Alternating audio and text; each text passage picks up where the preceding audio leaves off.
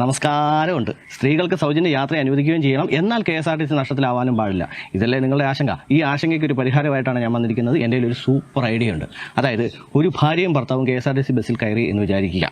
അപ്പോൾ ഇവർ യാത്ര ചെയ്യേണ്ട സ്ഥലത്തേക്കുള്ള ടിക്കറ്റ് നിരക്കെന്ന് പറഞ്ഞാൽ 20 രൂപയാണ്. അപ്പോൾ ഭാര്യയ്ക്ക് എന്തായാലും സൗജന്യമായിട്ട് യാത്ര ചെയ്യണം. ഭാര്യയ്ക്ക് സൗജന്യ ടിക്കറ്റാണ്. അത് സൗജന്യമായിട്ടുള്ള ടിക്കറ്റ് അനുവദിക്കുക. പക്ഷേ ഭർത്താവിൻ്റെ കയ്യിൽ നിന്ന് 20 രൂപയുടെ സ്ഥാനത്ത് 40 രൂപ മേടിക്കുക. പ്രശ്നം കഴിഞ്ഞോ? അതായത് സ്ത്രീ ആകുന്ന ഭാര്യയ്ക്ക് സൗജന്യ യാത്രയും അനുവദിച്ചു, എന്നാൽ KSRTC നഷ്ടത്തിലും ആകത്തുമില്ല. എങ്ങനെയുണ്ട്? സൂപ്പർ ഐഡിയ അല്ലേ? പിന്നെ അതുപോലെ തന്നെ അതിദരിദ്രനായിട്ടുള്ളൊരു പുരുഷൻ, അതിദരിദ്രരില്ലല്ലോ അല്ലേ, ദരിദ്രനായിട്ടുള്ളൊരു പുരുഷൻ, ഇയാൾ സർക്കാർ ആശുപത്രിയിലോട്ട് പോവുകയാണ്. അയാളുടെ കയ്യിൽ കൃത്യം വണ്ടിക്കൂരിയും പിന്നെ ശകലം മരുന്ന് മേടിക്കാനുള്ള പൈസയേ ഉള്ളൂ. അത്രയ്ക്കും ദരിദ്രനാണെന്ന് കൂട്ടിക്കും. അപ്പോൾ ഇയാൾ KSRTC ബസ്സിൽ കയറി. അപ്പോൾ ഇയാളുടെ കയ്യിൽ നിന്ന് പൈസ എന്തായാലും മേടിക്കണം. അത് മേടിച്ചോളുക. മുമ്പേ പറഞ്ഞ പോലെ 20 രൂപ ടിക്കറ്റിൻ്റെ സ്ഥാനത്ത് 40 രൂപ മേടിച്ചോണം. ഒരു വിഷയമില്ല. അതേസമയം അത്യാവശ്യം സാമ്പത്തിക ശേഷിയുള്ള ഒരു സ്ത്രീ, ഈ സ്ത്രീ KSRTC ബസ്സിൽ കയറിയാലോ അവർക്ക് സൗജന്യം അനുവദിക്കുകയും വേണം. ഇതിനെയൊക്കെയാണല്ലോ നമ്മൾ ഈ ജെൻഡർ ഈക്വാലിറ്റി എന്ന് പറയുന്നത്. ഇവിടെ ജെൻഡർ ഈക്വാലിറ്റി നടപ്പിലാണെന്നുണ്ടെങ്കിൽ പുരുഷന്മാർ കുറച്ച് സാക്രിഫൈസ് ചെയ്തേ മതിയാവത്തുള്ളൂ. കാരണം പുരുഷനെ തവിട് കൊടുത്തു മേടിച്ചതാണല്ലോ. ഇത് ശരിക്കും പറഞ്ഞാൽ ജാതി സംവരണം കൊടുക്കുന്ന പോലെ ഉണ്ടല്ലേ. എൻ്റെ പൊന്നെ, ഞാൻ ചുമ്മാ പറഞ്ഞാണേ. ജാതി സംവരണം തന്നെ മതി. ഇവിടെ സാമ്പത്തിക സംവരണം ഒന്നും വേണ്ട. ജാതി സംവരണം മതിയെ. അറിയാതെ പറഞ്ഞു പോയതാ. പിന്നെ നമ്മുടെ KSRTCനെ അതുപോലെ ലാഭം കൊയ്യുന്ന ബിസിനസ്സായിട്ട് കണക്കാക്കണ്ട. ഒരു ആതുര സേവനമായിട്ട് കണക്കാക്കുകയാണെങ്കിൽ ഇതൊന്നും വിഷയമേ അല്ല. ഏത് നമ്മുടെ സർക്കാർ ആശുപത്രിയൊക്കെ പോലെ. നമ്മുടെ സർക്കാർ ആശുപത്രി എന്ന് പറഞ്ഞാൽ ഒരു ആതുര സേവനമാണല്ലോ. സർക്കാർ ആശുപത്രി വരുന്ന സകലമാന ചെലവുകളും വഹിക്കുന്ന സർക്കാർ തന്നെയാണ്. നമ്മുടെ കയ്യിൽ നിന്ന് വല്ല ചില്ലറയും കിട്ടിയെങ്കിൽ ആയി. നഴ്സുമാരുടെ, ഡോക്ടർമാരുടെ, അറ്റൻഡർമാരുടെ ഉൾപ്പെടെ എത്ര ജീവനക്കാർക്ക് ശമ്പളം കൊടുക്കണം.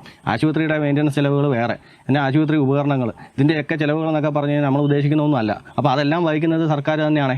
എന്ന് പറഞ്ഞ പോലെ KSRTCനെ ഒരു ആതുര സേവനമായിട്ട് കണക്കാക്കുകയാണെങ്കിൽ ഈ പ്രശ്നമൊന്നുമില്ല. അതായത് KSRTCയിൽ ജോലി ചെയ്യുന്ന സകലമാന ജീവനക്കാരുടെയും സാലറി സർക്കാർ അങ്ങോട്ട് കൊടുക്കുന്നു. അത് KSRTCക്ക് ഇങ്ങോട്ട് വരുമാനമൊന്നും മേടിക്കണ്ട. ചുമ്മാ ഒരു സേവനം. പിന്നെ പുരുഷൻ്റെ കയ്യിൽ നിന്ന് കിട്ടുന്ന ചെറിയ ചില്ലറ പൈസ, അതായത് സർക്കാർ ആശുപത്രി നമ്മൾ ടിക്കറ്റ് ചാർജ്, ടിക്കറ്റിനൊക്കെ അങ്ങോട്ട് പൈസ കൊടുക്കുന്നില്ല. ചെറിയ പിന്നെ അല്ലാതെ ശകലം പൈസയൊക്കെ മേടിക്കുന്നുണ്ടല്ലോ. അത് പൂർണ്ണമായിട്ട് മെയിൻ്റനൻസിന് പറ്റത്തില്ലല്ലോ.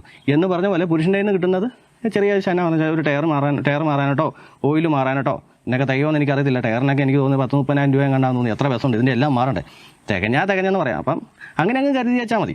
അല്ലെ നിങ്ങളൊന്ന് ആലോചിച്ച് നോക്കി എൻ്റെ സുഹൃത്തുക്കളെ, നമ്മുടെ കയ്യിൽ ഒരു കാറുണ്ടെന്ന് വെച്ചാൽ, ഒരു സാധാരണ ഒരു ചെറിയ കാർ, ഈ കാറിൻ്റെ ടയറിന് തന്നെ എത്ര രൂപ? ഒരു 13,000 രൂപയ്ക്ക് ആവത്തില്ലേ?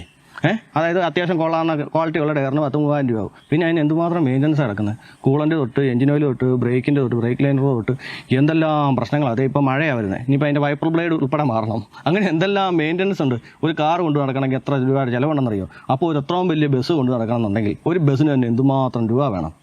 അപ്പോൾ ഈ മെയിൻ്റനൻസിന് തന്നെ കോടികളാണ് വരുന്നത്. പിന്നെ ജീവനക്കാരുടെ ശമ്പളം വേറെ, അവരുടെ പെൻഷൻ വേറെ, ഇതെല്ലാം കൂടെ കൂടിയിട്ട് എങ്ങനെ ഓടിച്ചുകൊണ്ട് പോകുന്നത് എനിക്ക് മനസ്സിലാകുന്നില്ല. പിന്നെ മുമ്പേ പറഞ്ഞ പോലെ ഒരു ആതുര സേവനം എന്നുള്ള നിലയ്ക്ക് വേണമെങ്കിൽ ചുമ്മാ ഓടിച്ചുകൊണ്ട് നടക്കാം, അത്രേ ഉള്ളൂ. ശരിക്കും പറഞ്ഞാൽ UDFന് ഇവിടെ വിജയിക്കാൻ വേണ്ടിയിട്ട് ഇതുപോലുള്ള ഈ സൗജന്യ വാഗ്ദാനങ്ങളുടെ ഒന്നും ആവശ്യമില്ലായിരുന്നു.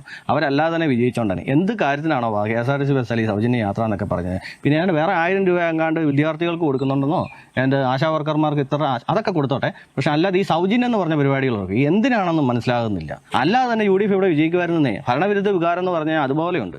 പിന്നെ എന്തിനാണ് ഈ അനാവശ്യമായിട്ടുള്ള വാഗ്ദാനങ്ങളൊക്കെ കൊടുത്തതെന്ന് ആലോചിച്ചിട്ട് ഒരു എത്തും പിടിയും കിട്ടുന്നില്ല.